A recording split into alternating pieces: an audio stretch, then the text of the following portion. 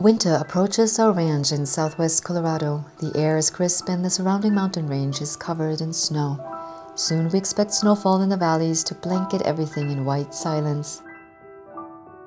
I have been a bronze sculptor my whole life, and recently I've rekindled my dream of carving in marble. My husband and I live near Mesa Verde National Park, where we repurposed our barns and ranch outbuildings into traditional marble carving studios. As we follow this ancient craft of marble carving, we make new discoveries and retrace remnants of lost techniques of the masters who came before us. It sometimes feels like a treasure hunt as we study art history books, looking for valuable clues and examining every detail of ancient art, all to unearth lost secrets and methods of the ancients. The adventure can be overwhelming, and sometimes doubt creeps in. In the middle of this journey, something completely unexpected came into our hands. This gift was so precious that it felt to us like an omen that our mission would succeed even in this fast-changing world. The sarcophagus of Eliza Smith Remy, who lived from 1814 to 1872, carved in Italy in Carrara marble. We gently brought her into our carving studio, and when I opened the plastic wrap, I could not believe my eyes. Her eyes are closed, her hands gently resting on her chest. She seems so peaceful, carved to look like she was resting atop a funeral bier.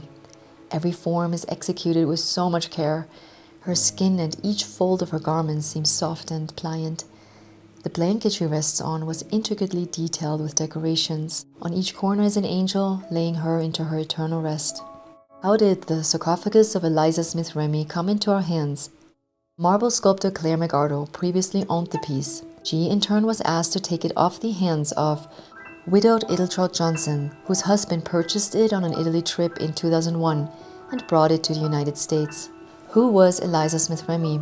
According to an article in the Washington Post, the depiction of Eliza was commissioned in the 1800s by her grandson, the architect Charles Mason Remy. It is possibly one of the last surviving sculptures of an art architectural site never to be completed, Virginia Mausoleum. He abandoned the project after severe repeated vandalism, and the architect moved away from the United States to Florence, Italy, where he died at the age of 99. Mason's commissioned sarcophagus of Eliza was never fully paid and remained in Italian workshops as an orphaned work. It is a fascinating story, but what makes the sarcophagus so precious to us is that its sculptor, Dante Gamba, comes from a lineage of artisans of 19th century carvers in Pietrasanta, Italy. Anyone who has visited one of the world's most beautiful cemeteries, Monumento Stagliano di Genoa, knows of the hauntingly beautiful sculptures depicting love, grief, and loss, filling the cemetery's grounds. I have visited this strange place many times during my studies in Florence, and am always in awe of the hundreds of marble statues.